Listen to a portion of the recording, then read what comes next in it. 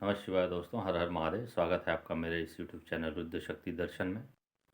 आशा करता हूं दोस्तों कि आप सभी कुशलता से होंगे।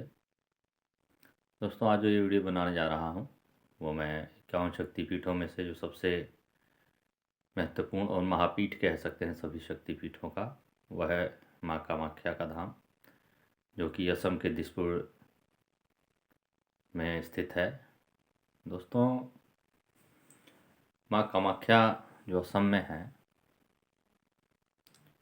वो असम की राजधानी दिसपुर से 7 किलोमीटर आगे पड़ती हैं और नीलांचल पर्वत में स्थित हैं। दोस्तों, नीलांचल क्षेत्र कह सकते हैं आप इसको।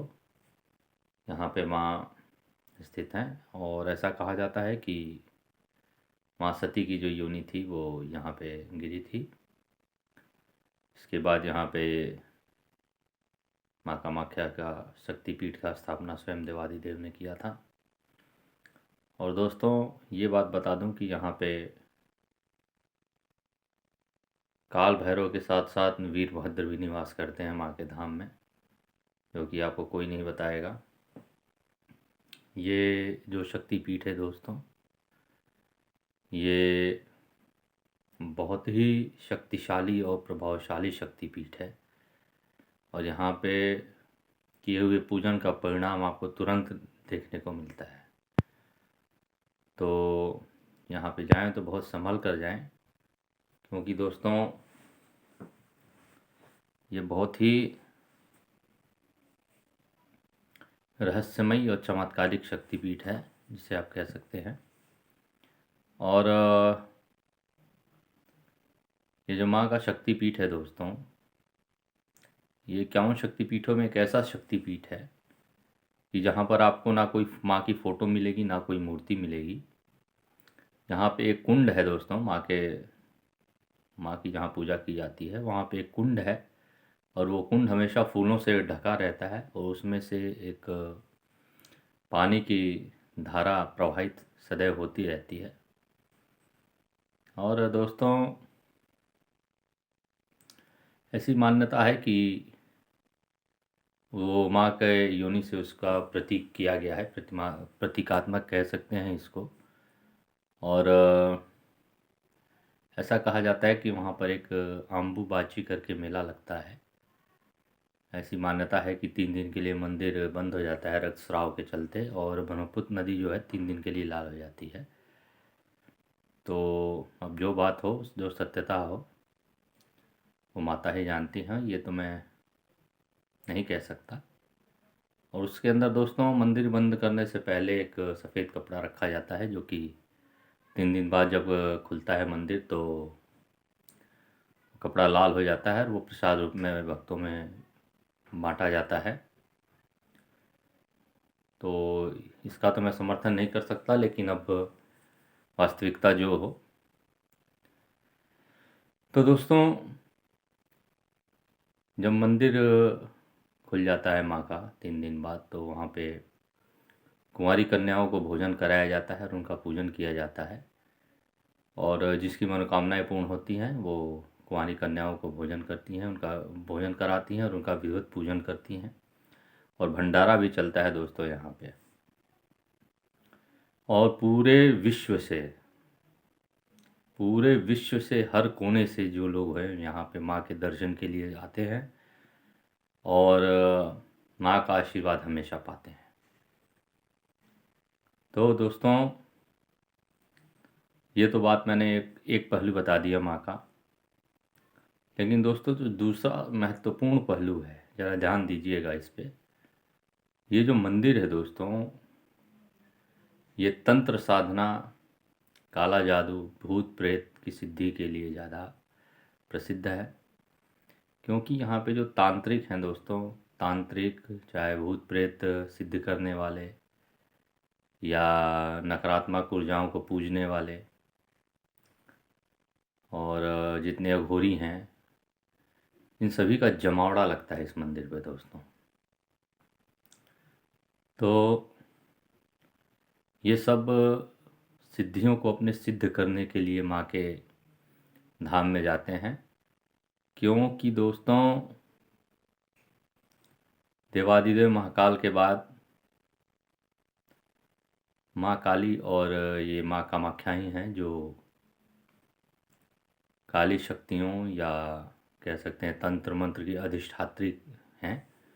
और बिना इन माँ कामाख्या को सिद्ध किए हुए उनको कोई सिद्धि प्राप्त नहीं हो सकती दोस्तों।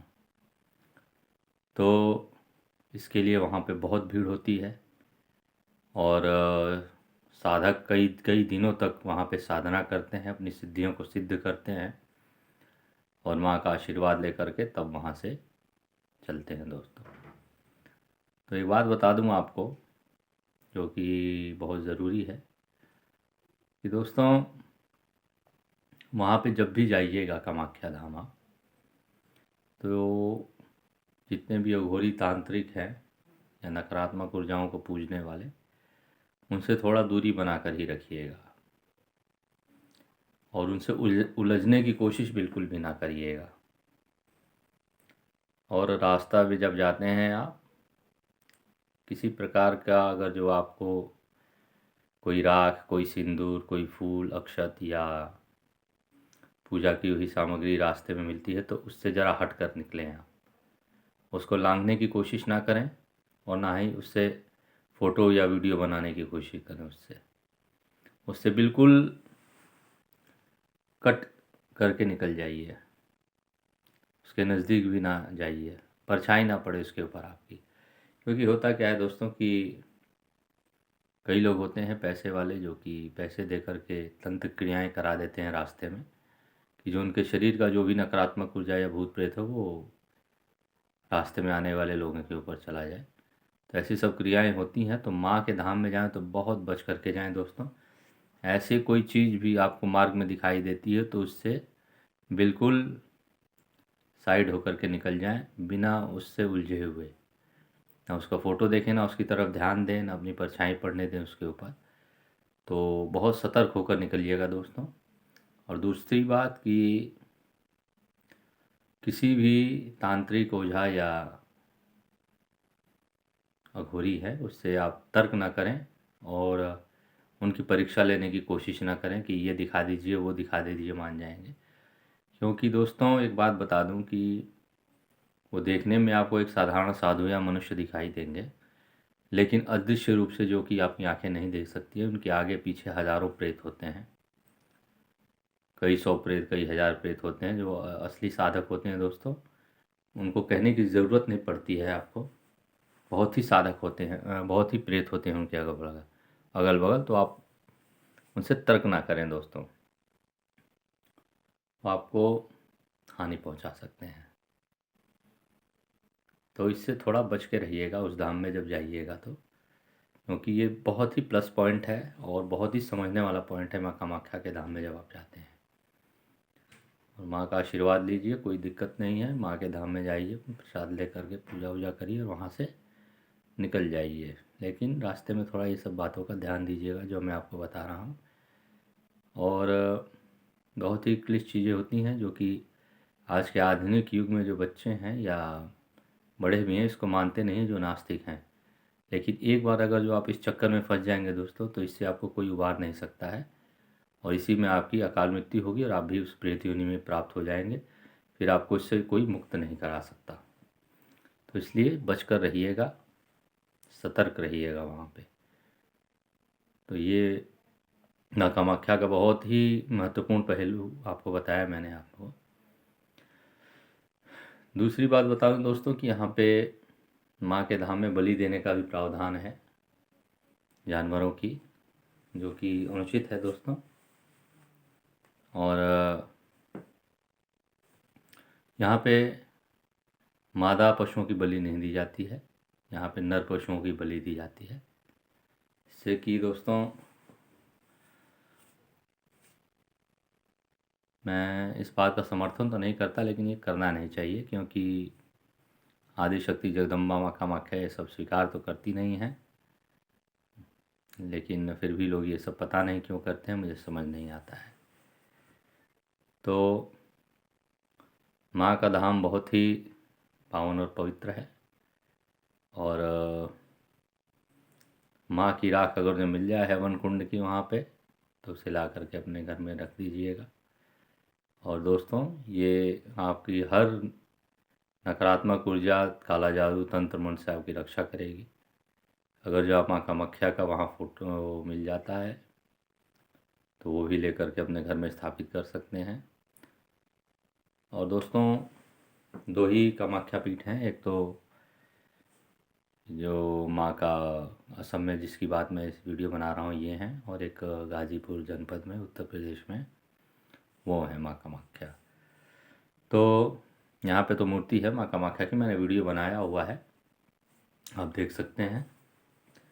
और मैंने दोनों माँ कामाख्या का वीडियो बना दिया है, आप उसे भली भांति देख सकते हैं। माँ वहीं है, अंतर ये है कि वहाँ यहाँ पे गाज़ीपुर में मूर्ति है और असम में मूर्ति नहीं है माँ की। और